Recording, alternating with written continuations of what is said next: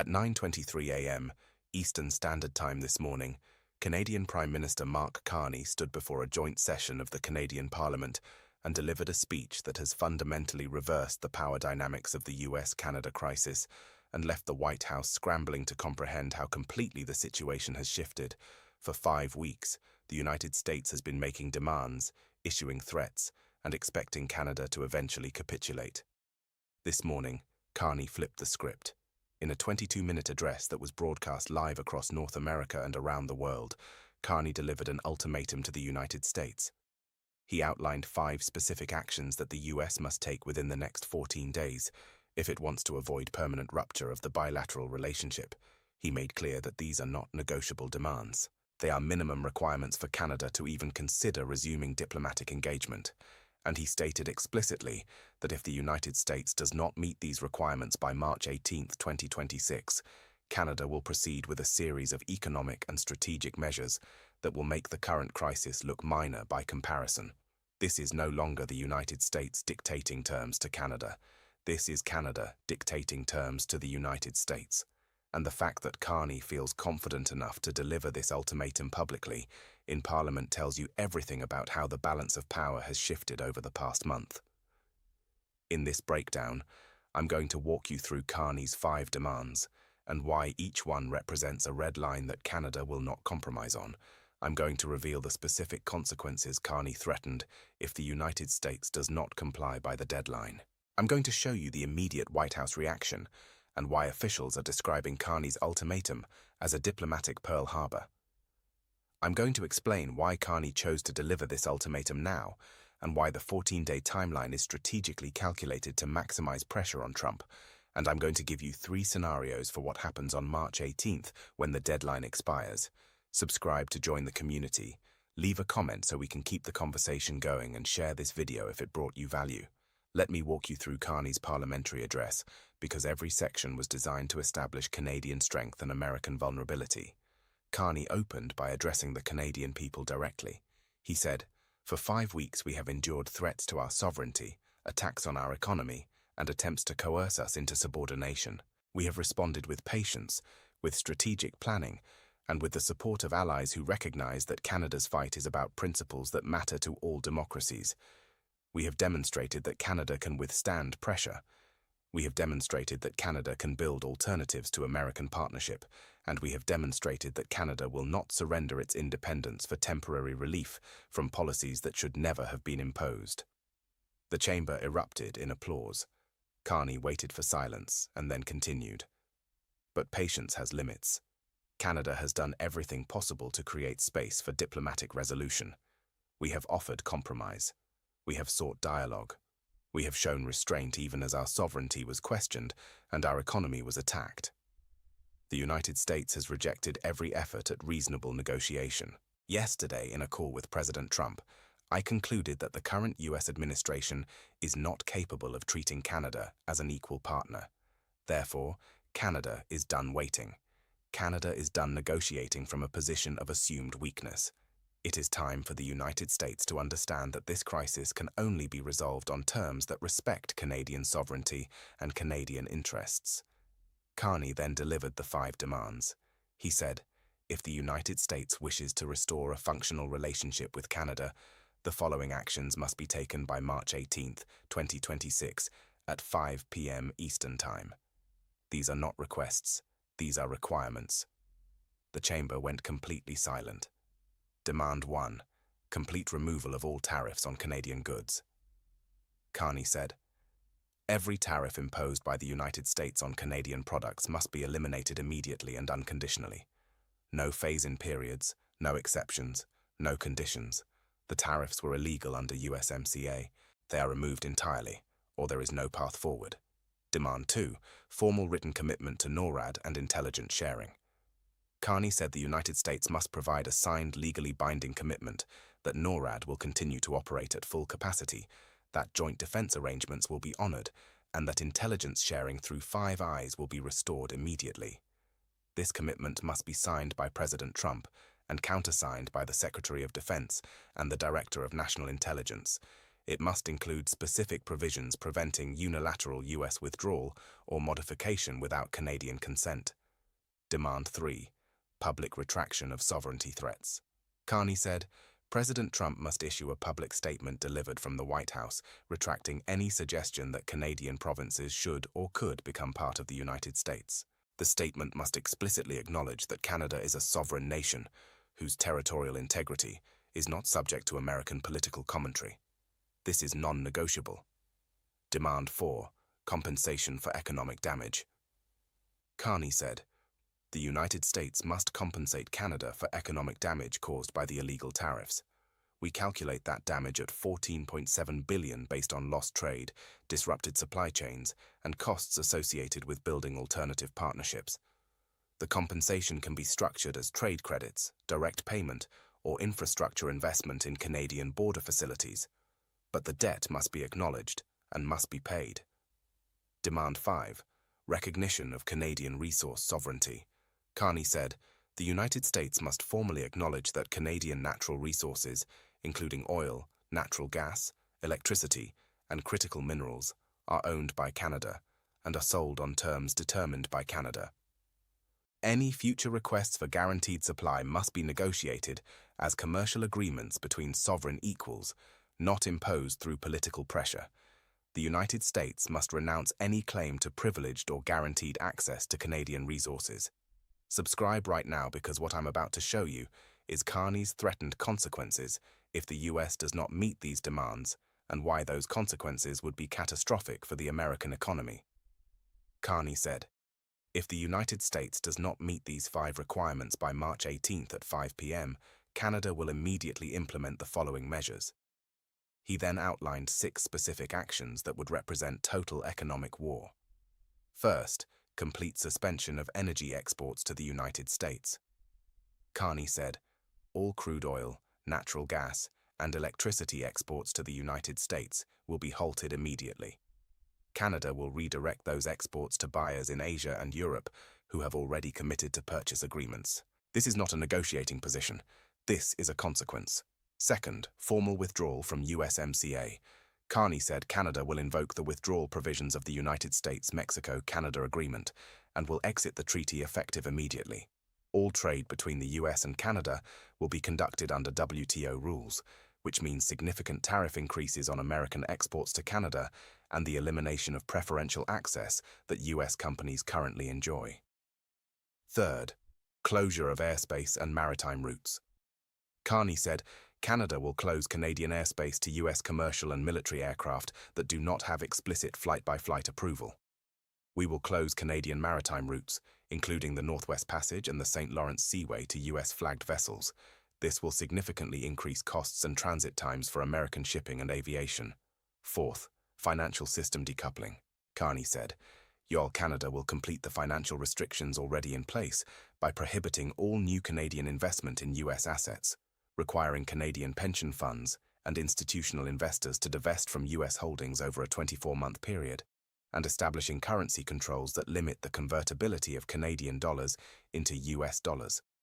This will remove approximately $480 billion in Canadian capital from US financial markets. Fifth, complete military separation. Carney said Canada will formally suspend all military cooperation with the United States. NORAD will be dissolved. Joint exercises will be cancelled.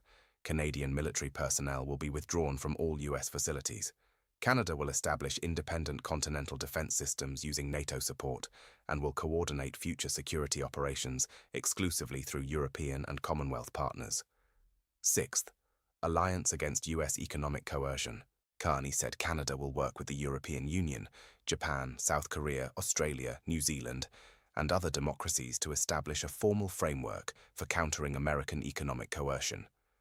This framework will include coordinated responses to US tariffs, mutual support for countries facing US pressure, and the development of trade and financial systems that can operate independently of American participation. Carney then closed his address. He said, "These consequences are not threats, they are commitments. If the United States chooses not to meet Canada's requirements by March 18th, these measures will be implemented immediately, and they will not be reversed until the United States demonstrates through sustained action over years that it can be a reliable partner. The choice is America's. Canada has made our choice. We choose sovereignty, we choose independence, and we choose partnerships based on equality and mutual respect. The United States has 14 days to decide whether it wants to be one of those partners or whether it prefers to be isolated from the most important bilateral relationship it has ever had. Carney sat down. The chamber stood and applauded for over 3 minutes. Receipt number 1, the market panic. Within minutes of Carney's speech, US markets went into absolute freefall. The Dow Jones dropped 1,247 points in the first 30 minutes of trading, a 3.2% decline. Energy stocks collapsed as traders priced in the possibility that Canadian oil and gas exports could be cut off within 2 weeks. Utilities serving the Midwest and Northeast plunged as traders realized those companies could face electricity shortages if Canadian power is suspended. Financial stocks fell sharply as traders calculated the impact of $480 billion in Canadian capital being removed from US markets. The S&P 500 fell 4.1%, the worst single-day decline since the co-pandemic. The market is screaming that Carney's ultimatum is credible and that the consequences he threatened would devastate the US economy. Receipt number 2, the European endorsement. Within 90 minutes of Carney's speech, the European Union issued a statement. The statement said, "The European Union supports Canada's position and believes the 5 requirements outlined by Prime Minister Carney are reasonable and appropriate.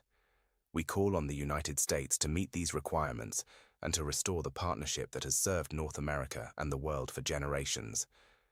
The EU stands ready to support Canada in implementing any measures necessary to defend Canadian sovereignty." That's the EU explicitly endorsing Carney's ultimatum and promising to support Canada if the US refuses to comply. France, Germany, and the UK issued separate statements echoing the EU position. Canada is not alone. Canada has the backing of the world's largest economic bloc. Receipt number 3, the Pentagon alarm. According to sources, the Pentagon held an emergency meeting immediately after Carney's speech. Military officials are deeply concerned about the threat to dissolve NORAD because that would create massive gaps in continental air defense that would take years to rebuild. The Pentagon assessment is that if NORAD is dissolved and Canada builds an independent defense system using NATO support, the United States loses early warning capabilities for threats approaching from the north, loses coordinated air defense over the Arctic, and loses intelligence sharing that is critical for homeland security.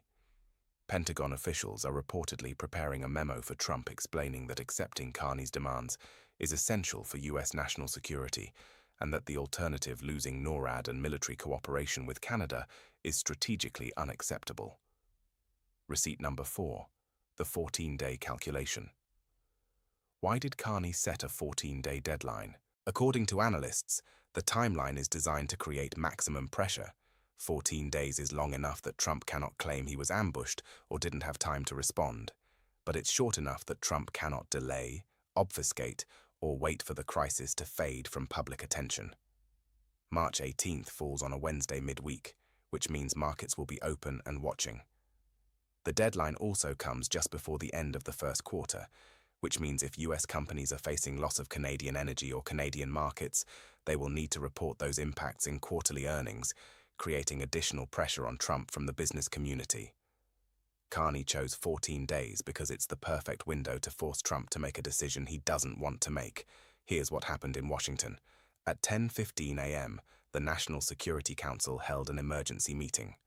According to sources, the discussion was chaotic. Officials debated whether Carney's ultimatum was a bluff or whether Canada would actually implement the threatened consequences. The intelligence community assessment was that Carney is not bluffing, that Canada has spent the past 5 weeks building the infrastructure to implement these measures, and that Canada has secured enough international support that it can sustain the economic pain better than the US can. At noon, Trump met with his economic advisors. According to sources, Trump was told that if Canada implements even half of the threatened measures, the US faces immediate recession, energy crisis, and financial market collapse. Trump reportedly asked whether the US could retaliate in ways that would hurt Canada more. Advisors explained that the US has no effective retaliation because Canada has already built alternatives and has allied support. At 2:00 p.m., the White House issued a statement. The statement said, "Canada's ultimatum is unacceptable and represents an attempt to dictate terms to the United States. America does not respond to threats. We remain open to reasonable negotiation, but we will not be coerced." That statement is defiant, but it offers no counter-proposal and no indication that the US will meet Carney's demands. At 3:30 p.m., congressional leaders from both parties released a joint statement. The statement said, "Prime Minister Carney's requirements are reasonable and represent the minimum basis for restoring the US-Canada partnership. We urge President Trump to accept these terms immediately. The consequences of refusing are too severe for the American people to bear." That's bipartisan congressional leadership publicly breaking with Trump and endorsing Canada's position. Let me give you 3 scenarios for March 18th. Scenario 1, the capitulation. Trump facing economic collapse, Pentagon pressure, congressional revolt, and Wall Street panic agrees to meet all 5 of Carney's demands. The tariffs are removed. The NORAD commitment is signed. Trump issues the public retraction. Compensation is negotiated. Resource sovereignty is acknowledged. The crisis ends, but Trump's political standing is destroyed. He has been forced to surrender to Canada on live television. His aura of strength is permanently shattered. Scenario 2, the partial compliance. Trump meets some demands, but not all. He removes tariffs and commits to NORAD, but refuses to pay compensation or formally retract sovereignty statements. Carney implements a scaled version of the threatened consequences. Energy exports are reduced by 50%, but not eliminated entirely. USMCA withdrawal proceeds, but with a transition period. The US faces serious economic pain, but not total collapse. Both sides claim partial victory, but the relationship remains broken. Scenario 3, the total break. Trump refuses all demands. March 18th arrives and the US has not complied. Carney implements every threatened measure. Canadian energy exports stop. NORAD is dissolved. Financial decoupling begins. The US faces energy crisis, market crash, and strategic isolation. Within 30 days, the economic damage forces either Trump's resignation, congressional action to override his policies, or a constitutional crisis. North America is permanently fractured. I'm watching whether Trump makes any statement in the next 48 hours indicating willingness to negotiate, whether any major US companies publicly call for accepting Carney's terms, and whether energy futures prices spike as the March 18th deadline approaches. Carney delivered an ultimatum.